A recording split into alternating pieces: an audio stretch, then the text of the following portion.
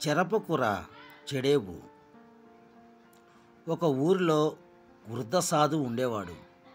ఆయన ప్రతిరోజు ఇంటింటికి వెళ్ళి బిచ్చం తెచ్చుకొని కాలం వెలదీసేవాడు. ఆయనకు దయాగుణం ఎక్కువ. మంచి మనసు వల్ల ప్రజలు సాధువు వచ్చేసరికి ఆయన కోసం ఆహారం సిద్ధం చేసే పెట్టేవారు. సాధువు తన బిచ్చంగా స్వీకరించిన ఆహారంలో నుండి పేదవారికి, బిచ్చగాళ్లకు, దారికి పోయే బాటసారులకు పంచి మిగిలినది తినేవాడు.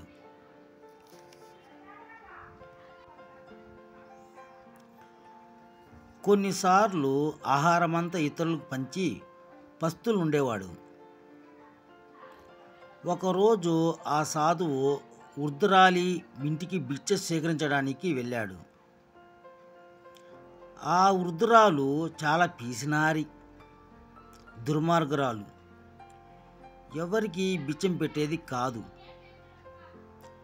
ఆయన సాధువు వదిలించుకోవడానికి కొంత ఆహారం బిచ్చం వేసింది. మరునాడు కూడా సాధువు ఆ ఇంటికి బిచ్చం కోసం రాగా పాడైపోయిన అన్నం పెట్టింది. మూడో రోజు సాధువు వృద్ధురాలి ఇంటి దగ్గరకు రాగానే అతని బెడత వదిలించుకునేందుకు ఆమె ఒక దుర్మార్గు పన్నాగం పన్నింది. వంటగదిలోకి వెళ్ళి విషం కలిపిన అన్నము తీసుకువచ్చి పెట్టింది. ఆ అన్నాన్ని స్వీకరించిన సాధువు అటు ఇటు తిరిగి సాయంత్రానికి తన ఇంటికి చేరుకున్నాడు.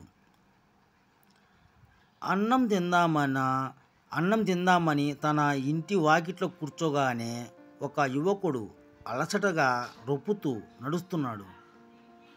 వెంటనే సాధువు ఆ యువకుడిని పిలిచి, అలసటగా ఉన్నట్టున్నావు, కాస్త అన్నం తిను, కాసేపు కూర్చొని వెళ్ళు అని అతనికి వృద్ధురాలు పెట్టిన అన్నం మొత్తం పెట్టేశాడు. దురదృష్టవశాత్తు ఆ యువకుడు వృద్ధురాలి కొడుకే. ఆకలిగా ఉన్న ఆ యువకుడు వెంటనే గబగబా అన్నం తిని తన ఇంటికి బయలుదేరాడు.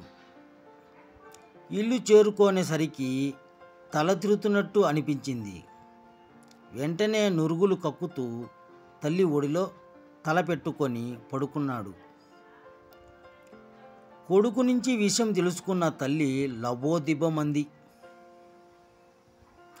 ఆ యువకుడినే అనుసరిస్తూ వచ్చిన సాధువు తనకు తెలిసిన విద్యతో అతన్ని బతికించాడు. అప్పుడు ఆ వృద్ధురాలు ఏడుస్తూ తన తప్పును క్షమించమని సాధువుని కాళ్ళ మీద పడింది. అప్పటి నుంచి జీవితాంతం మంచితనంతో మెలిగింది. ఈ వీడియో నచ్చింటే ఒక లైక్ చేయండి, సబ్స్క్రైబ్ చేసుకోండి.